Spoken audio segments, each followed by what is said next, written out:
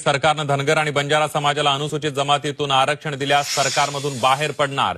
शिवसेना आमदार आमशा पाडवींनी सरकारला इशारा दिलाय.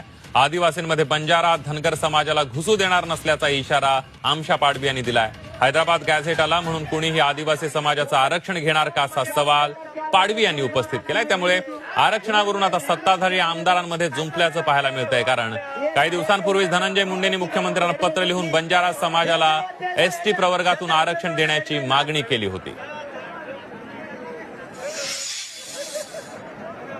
या आदिवासी इथे राहणार आहे. मी आदिवासी मध्ये जन्म घेतलाय. माझा आरक्षण आहे म्हणून मी एक आदिवासी आमदार आहे. म्हणून माझी जर जात दुसरा घेत असेल, दुसरा आरक्षण मागत असेल तर मी त्या सरकारमध्ये कसं राहणार.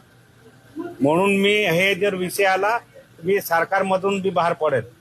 पण आदिवासी मध्ये ना धनगरला घुसू देणार ना बंजारांना घुसू देणार.